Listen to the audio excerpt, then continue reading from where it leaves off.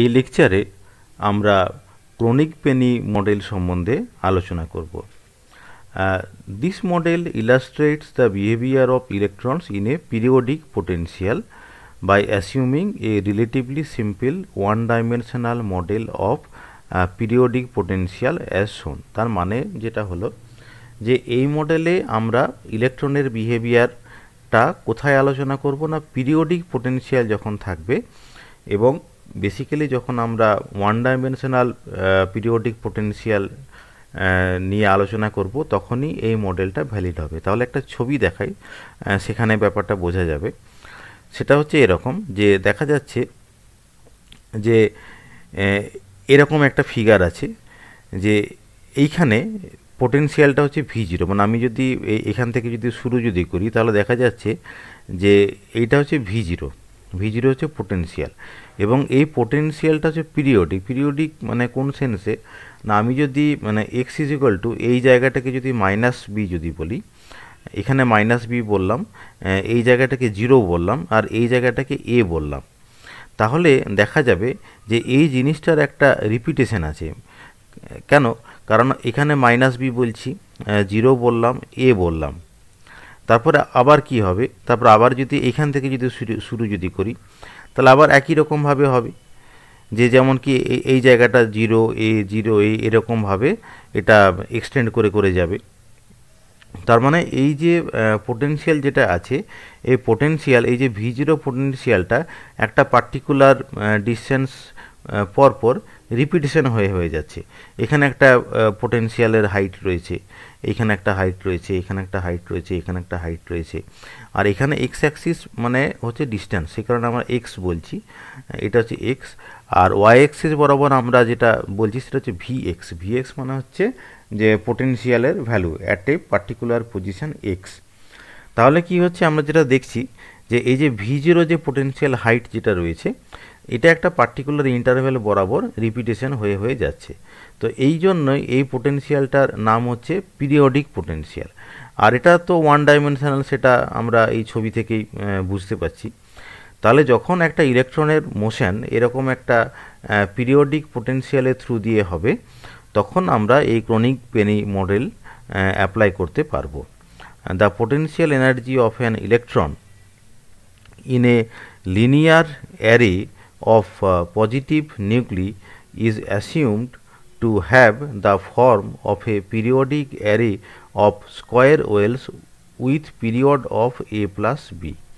তার মানে যেটা হলো এই যে এক একটা এইগুলোকে আমরা এক একটা ওয়েল হিসেবে ভাবতে পারি। এই যে এক একটা যে পোটেনশিয়াল হাইট যেটা রয়েছে এগুলোকে আমরা এক একটা পোটেনশিয়াল ওয়েল হিসেবে ভাবতে পারি, যেটার হচ্ছে কি একটা রিপিটেশন হচ্ছে। এবং এইগুলো আসছে কি করে, তার কারণটা হচ্ছে যে আমরা যখন কোনো একটা পার্টিকুলার ক্রিস্টাল যখন আমরা কল্পনা করব, তার মানে কি সেখানে নিউক্লিয়াসগুলো, বিভিন্ন অ্যাটমের নিউক্লিয়াসগুলো একটা পিরিয়ডিক ডিস্টেন্সে একটা পিরিয়ড মেনটেন করে বসে রয়েছে এবং ইলেকট্রনগুলো যখন সেই নিউক্লিয়াসের কাছে যখন আসছে তখন সেখানে কনফাইন্ড হয়ে যাচ্ছে। তার মানে যেটা হচ্ছে যে সেই জন্যই বলা হয়েছে যে the potential energy of N electron in a linear array of positive nuclei মানে এগুলোই বোঝাচ্ছে যে এই যে ডিস্ট্রিবিউশন যেটা আছে এখানে এক একটা পজিটিভ নিউক্লিয়াস রয়েছে এবং এরা লিনিয়ারলি ওরিয়েন্টেড রয়েছে একটা পার্টিকুলার পিরিয়ড বরাবর। At the bottom of the well, that is for x greater than 0 less than a, the electron is assumed to be in the vicinity of the nucleus and the potential energy is taken as 0। মানে যখন x এর মানটা 0 থেকে বড় কিন্তু এর থেকে ছোট, অর্থাৎ বেসিক্যালি এইরকম জায়গাতে রয়েছে, তাহলে এরকম জায়গাতে যদি থাকে তাহলে সেটা বলা হচ্ছে যে নিউক্লিয়াসের কাছে আছে এবং তার কোনো পোটেনশিয়াল এনার্জি নেই। সেটা গ্রাফ থেকে বোঝা যাচ্ছে, কারণ এই যে এটা আমি যদি ভিএক্স যদি বলি, আমি যদি ওয়াই অক্ষটা ভিএক্স যদি বলি তাহলে এখানে কি হচ্ছে যে ওয়াই এর মান 0 মানে পোটেনশিয়ালের মানটা হচ্ছে 0, যেহেতু সে নিউক্লিয়াসের মধ্যে ট্র্যাপড অবস্থায় রয়েছে। কিন্তু যদি এক্সের মানটা -b এর থেকে বড় কিন্তু 0 থেকে ছোট হয় তখন পোটেনশিয়াল এনার্জির মান হচ্ছে V0। মানে তখন সে ওয়েলের আউটসাইডে রয়েছে এবং নিউক্লিয়াসের যে অ্যাট্রাকশন যেটা আছে তার সে বাইরের রিজিয়নে রয়েছে।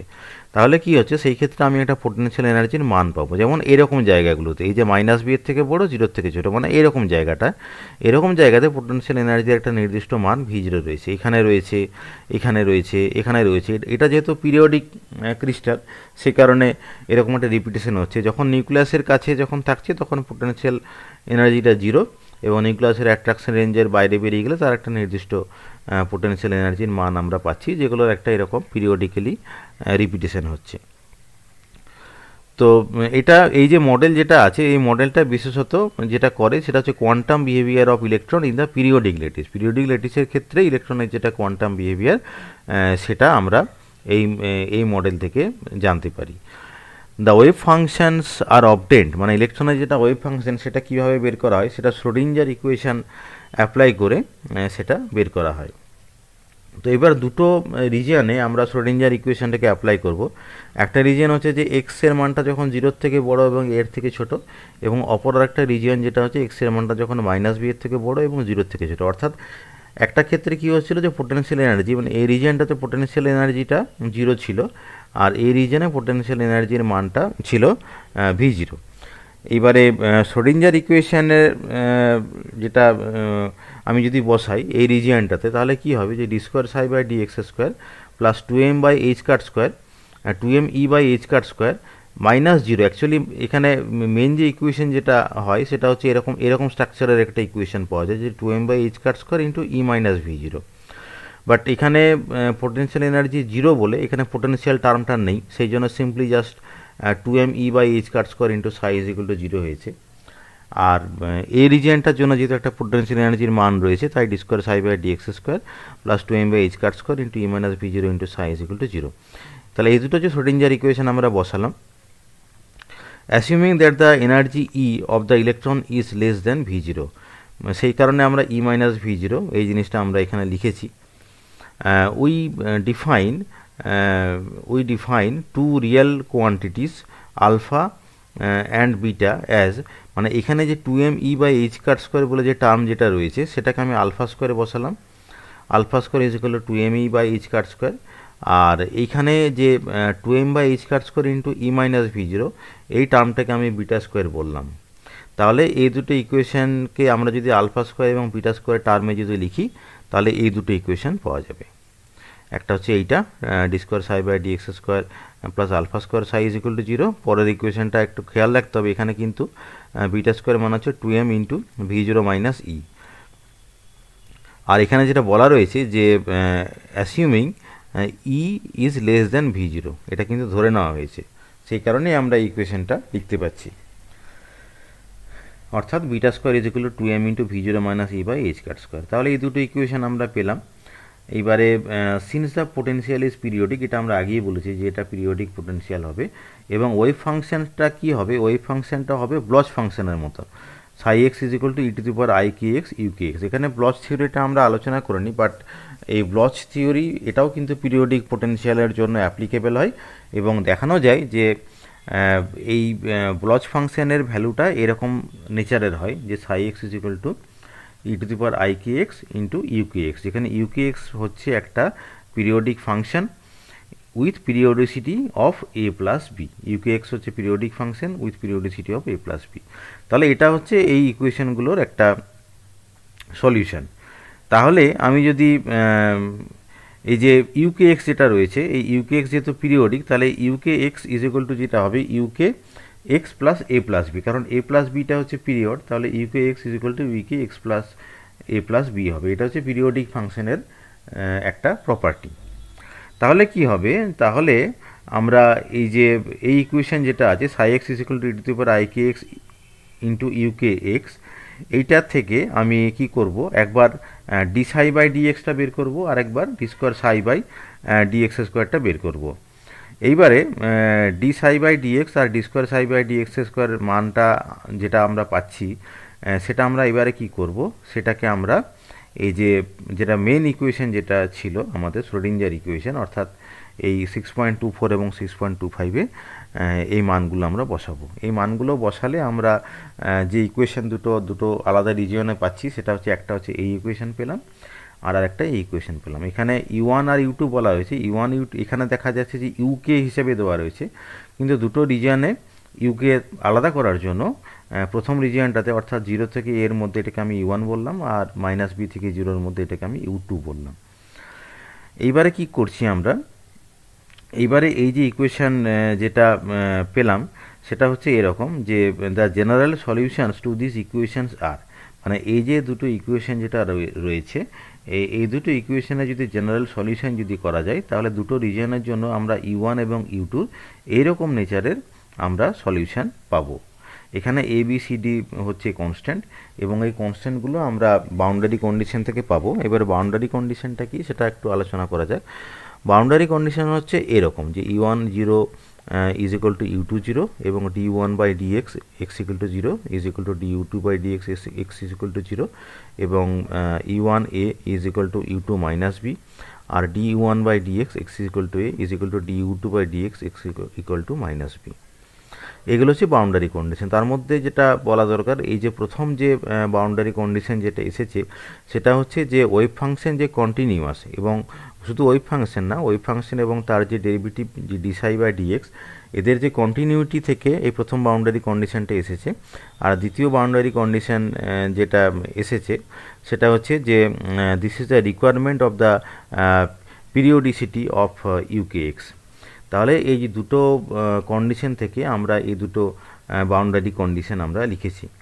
এবার এই দুটো বাউন্ডারি কন্ডিশন আমরা যদি এই যে সলিউশন যেগুলো আমরা পেয়েছি, এই সলিউশন আমরা যদি বসাই, তাহলে আমরা এরকম চারটে সেট অফ ইকুয়েশন আমরা পাবো। এইবার এই ইকুয়েশনটাকে আমরা যেটা আছে যে ABCDর কনস্ট্যান্টটা, this equation are use to determine the constant ABCD, a non-zero solution to this equation exists only if the determinant of the coefficients of ABCD vanishes। অর্থাৎ এই যে ডিটারমিনেন্টস ইজ ইকুয়াল টু 0, সেই কন্ডিশনটা থেকে আমরা আলটিমেটলি যে ইকুয়েশনটা পাবো সেটা হচ্ছে এরকম 6.36, এই ইকুয়েশনটা যেটা পাবো, মানে এই যে ডিটারমিনেন্টটা সলভ করে আমরা এই ইকুয়েশনটা পাবো।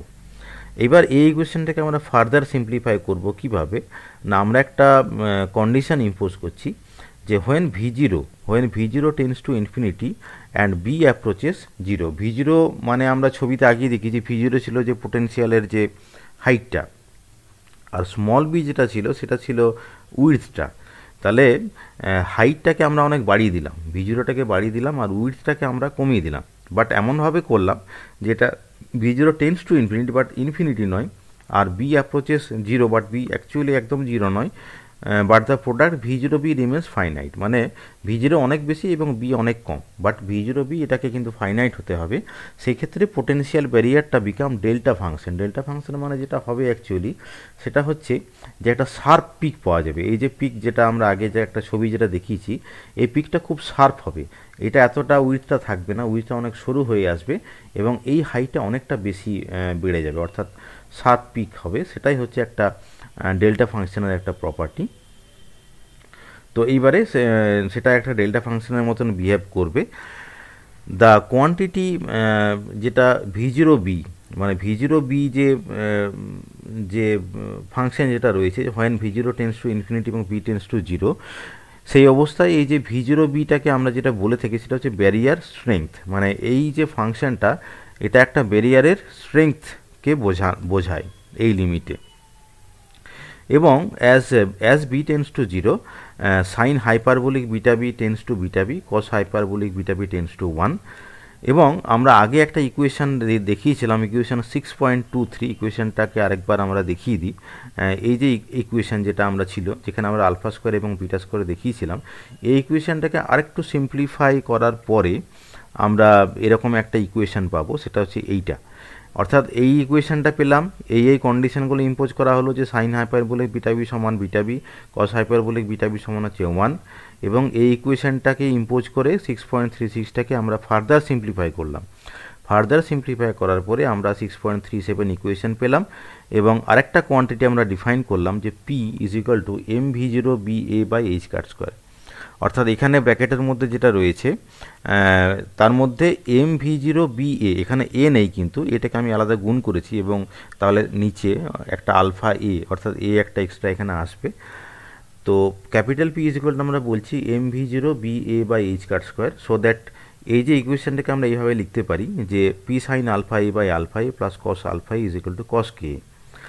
এবার আমরা V0B যেটা কোয়ান্টিটি সেটাকে আমরা ব্যারিয়ার স্ট্রেংথ সেটাকে আমরা আগেই বলেছি, কিন্তু যেহেতু capital P is proportional to V0B, তার মানে capital P is also a measure of the barrier strength.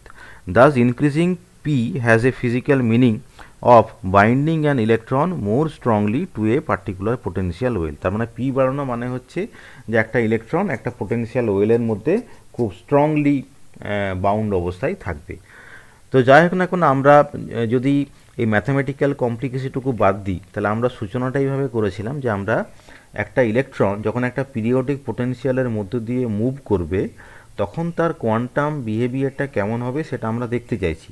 তার জন্য আমরা শ্রোডিঞ্জার ইকুয়েশনকে ব্যবহার করেছি। শ্রোডিঞ্জার ইকুয়েশনকে ব্যবহার করে আমরা ইকুয়েশন 6.39 একটা কন্ডিশন বেসিক্যালি পেলাম। মানে একটা শ্রোডিঞ্জার ইকুয়েশনের একটা ভ্যালিড সলিউশন পাওয়ার জন্য বেসিক্যালি আমরা এখানে একটা কন্ডিশন আমরা পেলাম। এই হচ্ছে সেই কন্ডিশনটা, মানে এই কন্ডিশনটা হোল্ড করলে তবে যে শ্রোডিঞ্জার ইকুয়েশনের একটা ভ্যালিড সলিউশন পাওয়া যাবে। এইবার আমরা কি করছি এখানে একটু বলে নিই যে this is the condition which must be satisfied for the solutions to the wave equation to exist, যেটা আমরা বলছিলাম। এইবারে আমরা এই যে কন্ডিশন যেটা আছে এই কন্ডিশনটাকে প্লট করব। কিভাবে প্লট করব? আমরা এই যে লেফট হ্যান্ড সাইড যেটা আছে এই লেফট হ্যান্ড সাইডটাকে ওয়াই অ্যাক্সিসে শো করেছি, এটা হচ্ছে লেফট হ্যান্ড সাইডটা। কিন্তু মনে রাখতে হবে যে left hand side is equal two কত না কস কে, এটা আমাদের মনে রাখতে হবে। আর এই যে এক্স অ্যাক্সিসটা হচ্ছে আলফা ই, তাহলে আলফা এর সঙ্গে আমরা এই লেফট হ্যান্ড সাইড যেটা রয়েছে সেই লেফট হ্যান্ড সাইডটাকে আমরা প্লট করেছি। আলফা এ হচ্ছে এক্স অ্যাক্সিস বরাবর রয়েছে এবং ওয়াই অ্যাক্সিস বরাবর কি রয়েছে না ওই যে কন্ডিশন যেটা রয়েছে এই কন্ডিশনের লেফট সাইডটা রয়েছে। এইবারে তাহলে এরকম একটা আমরা পিরিয়ডিক নেচার আমরা পাচ্ছি। এই যে সলিড লাইনটা এটা হচ্ছে একটা এরকম একটা পিরিয়ডিক নেচার যেটা রয়েছে, পিরিয়ডিক নেচারটা আমরা পাচ্ছি। এইবারে আমাদেরকে খেয়াল রাখতে হবে যে এই যে লেফট সাইডটা এই লেফট সাইডটার মান অ্যাকচুয়ালি কত, মান হচ্ছে কত না কস কে, কস ফাংশন। এখন কস ফাংশন আমরা জানি যে এ সবসময় কিন্তু +1 এবং -1 এই দুটোর মধ্যে সীমাবদ্ধ থাকে, অর্থাৎ কস এক্সের ভ্যালু -1 থেকে +1 মধ্যে থাকবে, তার বাইরে এই রেঞ্জের বাইরে কিন্তু হতে পারে না। তাহলে আমি যেমন রাইট এক্স অ্যাক্সিসে আমি আলফা একে প্লট করছি, তাহলে ধরা যাক আলফা এর যখন এরকম জায়গায় একটা ভ্যালু রয়েছে তার জন্য এই যে পি আলফাই সাইন আলফাই প্লাস কস আলফাই এর ভ্যালুটা অর্থাৎ আলফা এর পজিশানটা যদি এরকম জায়গাতে হয় তাহলে তার জন্য এই ফাংশনের ভ্যালুটা কোথায় হচ্ছে না এই রকম জায়গাতে হচ্ছে, এই জায়গাটা। কিন্তু আমরা একটু আগেই বললাম যে এই জায়গাটা অ্যাকচুয়ালি হবে না, তার কারণটা হচ্ছে এই যে লেফট সাইডটার ভ্যালু যেহেতু কস ফাংশনের সঙ্গে ইকুয়াল, তাই এর ভ্যালুটা কখনো +1 ছাড়াবে না। এটা আমরা সহজভাবে বোঝানোর জন্য এই +1 জায়গায় আমি একটা হরাইজন্টাল লাইন টেনে দিয়েছি আর নিচে -1 জায়গায় আমি একটা হরাইজন্টাল লাইন টেনে দিয়েছি, এটা বোঝানোর জন্য যে এর বাইরে এই যে ফাংশনের কোনো ভ্যালু থাকবে না এবং নিচেও তাই এই লাইনটার নিচে এর কোনো ভ্যালু থাকবে না। সুতরাং এই যে আলফা এর পজিশনটা যদি এরকম জায়গাতে হয় তাহলে দেখা যাচ্ছে যে তার জন্য এই ফাংশনটার ভ্যালুটা এরকম জায়গাতে চলে যাচ্ছে, যেটা হচ্ছে ইনভ্যালিড। এই জিনিসটা বোঝানোর জন্য আমরা এখানে লাইনটাকে ব্রেক করে দিয়েছি, মানে আমরা বোঝাতে চাইছি যে আলফা এর এই ভ্যালুটা অ্যাকসেপ্টেড ভ্যালু নয়। কেন নয়? তার কারণটা হচ্ছে যে আলফা এর এই ভ্যালুর জন্য এই যে এই ফাংশনটার ভ্যালুটা এরকম জায়গাতে পৌঁছে যাচ্ছে। কিন্তু দেখা যাচ্ছে এই যে সলিড লাইন যেখানে রয়েছে আলফা এর মানটা যদি এরকম জায়গাতে যদি থাকে তখন কিন্তু এই ওয়াই অ্যাক্সিসের যে মানটা এই ওয়াই অ্যাক্সিসের মানটা কিন্তু +1 থেকে -1 এর মধ্যে সীমাবদ্ধ থাকে। আমরা ছবিটা আরও ভালো করে দেখলে এটা বুঝতে পারবো।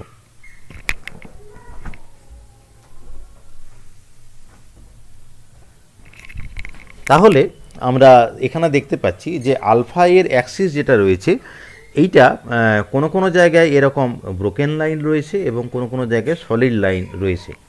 তাৎপর্য হচ্ছে এইটাই যে ব্রোকেন লাইন মানে হচ্ছে আলফা এর এই সমস্ত ভ্যালুগুলো অ্যাকসেপ্টেড নয়। কেন নয় তার কারণটা হচ্ছে যে এরকম জায়গায় আলফা এ থাকলে এই যে এই ফাংশনটার যেটা ভ্যালুটা সেটা +1 অথবা -1 এই রেঞ্জটাকে ছাড়িয়ে যাবে। তাহলে আমরা যেটা এখান থেকে কনক্লুশন যেটা আমি যেটা দিতে পাচ্ছি সেটা হচ্ছে এরকম যে it may be noted that since alpha square is proportional to energy E, মানে আলফা বেসিক্যালি এনার্জিকে বোঝাচ্ছে। তার কারণ হচ্ছে alpha square is proportional to E, এটা আমরা ইকুয়েশন 6.23-তে আমরা দেখিয়েছি। তাহলে কি হচ্ছে এই যে অ্যাবসিসা মানে এই অ্যাক্সিসটা is a measure of energy, মানে এই অ্যাক্সিসটা বেসিক্যালি এনার্জিকে রিপ্রেজেন্ট করছে। ব্রোকেন লাইন মানে হচ্ছে ফরবিডেন এনার্জি, এই এনার্জিটা হচ্ছে ফরবিডেন মানে অ্যাকসেপ্টেড নয়, এবং সলিড লাইন মানে হচ্ছে অ্যালাউড এনার্জি। তার মানে যেটা জানা গেল যে আমরা কতগুলো কনক্লুশন আমি এই গ্রাফ থেকে পাচ্ছি কি না, then energy spectrum of the electrons consists of alternate regions of allowed energy bands and forbidden energy bands. মানে আমরা এই যে ক্রনিক পেনি মডেল থেকে যে কনক্লুশন আমরা যেটা পেলাম সেই কনক্লুশন থেকে আমরা যেটা বলতে পারছি সেটা হচ্ছে যে ইলেকট্রনের এনার্জি স্পেকট্রামটা alternate regions of allowed energy bands and forbidden energy bands নিয়ে তৈরি।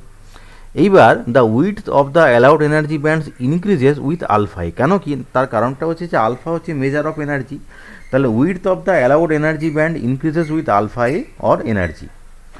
The width of a particular allowed energy band decreases with increase in the value of P। কিন্তু আমরা যদি এই যে P বলে যে প্যারামিটার যেটা রয়েছে, the width of a particular allowed energy band decreases with increase in the value of P, আমরা যদি P এর মানটা যদি বাড়িয়ে যদি দিই তখন কি হবে যে একটা অ্যালাউড এনার্জি ব্যান্ডের যে উইডথ যেটা আছে সেটা কিন্তু ডিক্রিজ করে যাবে। That is with increase in the binding energy of the electron, মানে বেসিক্যালি পি মানে তো বাইন্ডিং এনার্জি, পি বাড়া মানে বাইন্ডিং এনার্জি বেড়ে যাবে, এটা আমরা আগে আলোচনা করেছি। তার মানে বাইন্ডিং এনার্জি বেড়ে যাওয়া মানে এই যে অ্যালাউড এনার্জি ব্যান্ডের উইডথটা কমে যাওয়া। As P tends to infinity, যদি ইনফিনিটি যদি হয়ে যায় the allowed energy bands are compressed into energy levels, মানে তখন উইডথটা একদমই কমে সেটা একটা লাইন হয়ে যাবে এবং সেটাকে আমরা বলতে পারি যেটা হচ্ছে যে এনার্জি ব্যান্ডটা আলটিমেটলি এনার্জি লেভেলে কনভার্টেড হয়ে গেল and a line spectrum is resulted in such a case. Equation 6.39 মানে এই যে আগে যে ইকুয়েশনটা কন্ডিশনটা আমরা ডিরাইভ যেটা করেছি, এখানে পি এর মান যদি ইনফিনিটি যদি করে দিই, ইনফিনিটি করলে তো লেফট সাইডে ইনফিনিটি হয়ে যাচ্ছে, তার মানে আমরা কোনো সলিউশন পাবো না।